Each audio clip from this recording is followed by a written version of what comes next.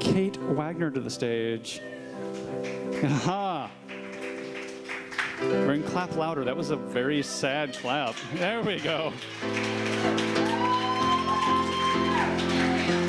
You just clapped like we didn't just have a round of bully balloon basketball, too. That's seriously, you should be totally energized right now. Oh my God. Who the heck are you? A lot of people know me as the McMansion Hell lady. That's right.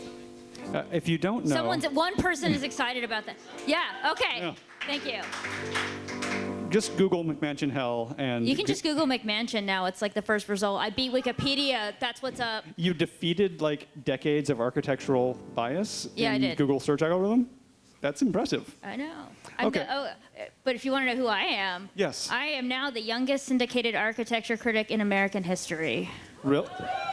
That's a high five. What is your greatest, now that you're on a high, we're going to bring you down with, what is your greatest athletic accomplishment? I just had one beer. I'm not on a high. Okay. So picture this. The year is 2009. I look similar to what I look like now, except for I had bangs and was like about 25 pounds lighter. And I was madly in love with this guy named Carter Kozak, who played violin in the orchestra.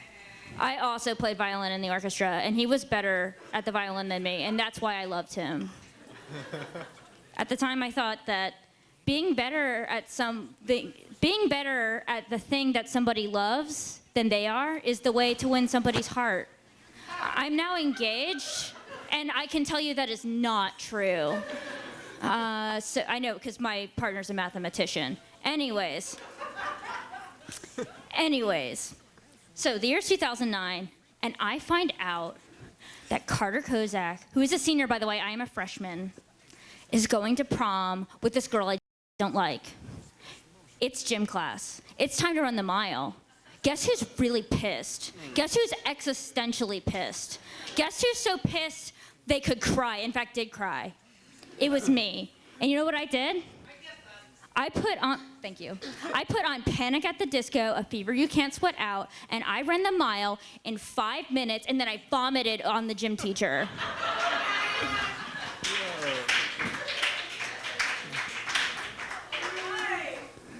This question is the best question I've ever asked anyone. I'm here now. Okay.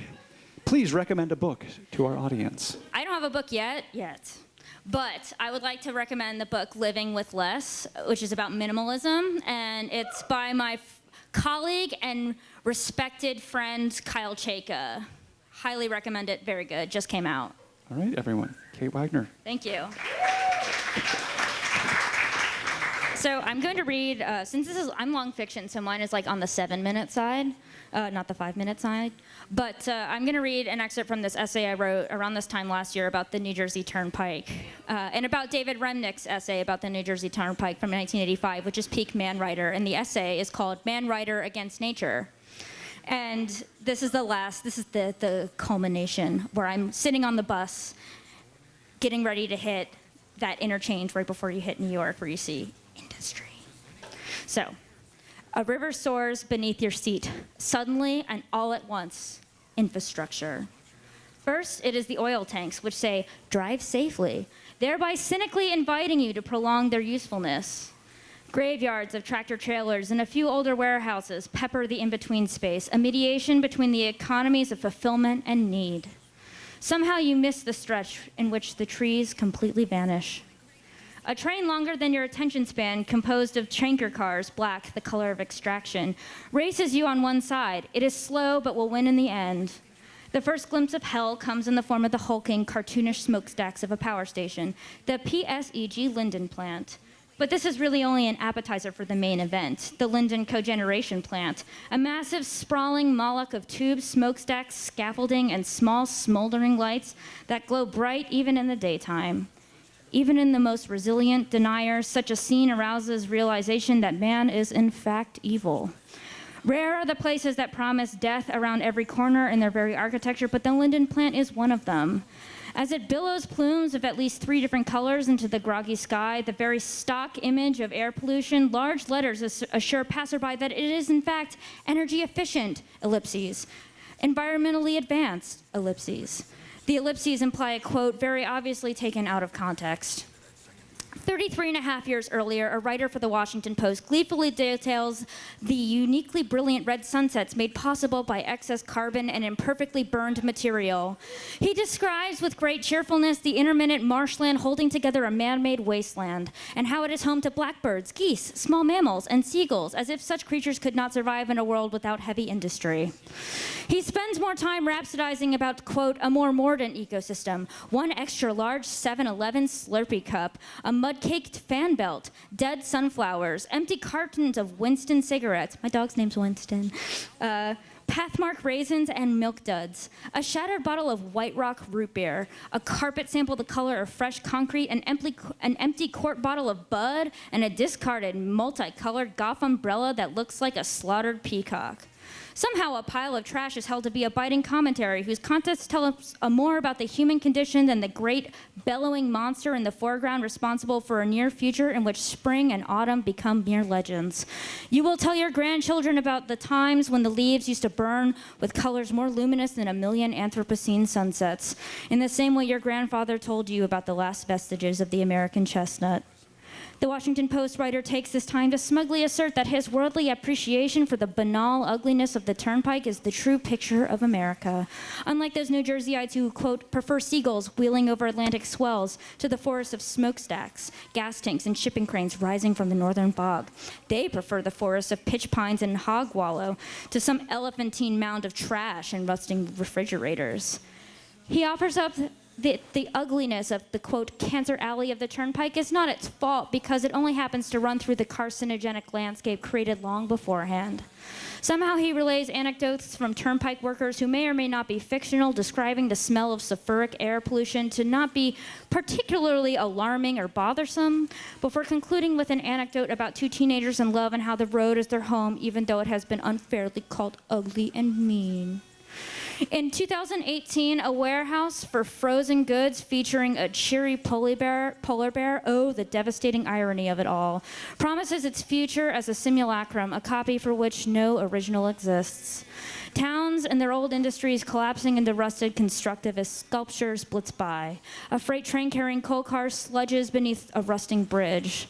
The concrete panels decorating the side of an on-ramp are fractured, shedding like scales. The only greenery is the weeds emerging from the cracked asphalt beneath adjacent roadways. Trucks wait patiently in line to enter an elevated roadway, seemingly colliding in the distance with towering multicolored cranes. An infrastructural pageant made blurry by haze.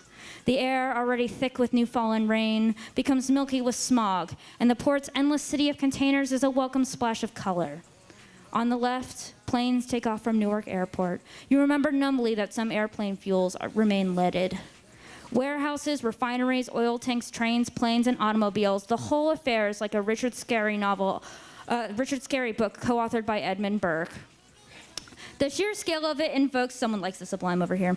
The sheer scale of it invokes the notion of the word sublime when it was used to describe the violence of the French Revolution and the once cold impenetrableness of the Alps. The sublime of pain and danger confused by the Washington Post writer as being truth and beauty, a mistake that can only be made by a self-indulgent cynic for whom truth and beauty are naive damsels in need of a healthy dose of masculine realism.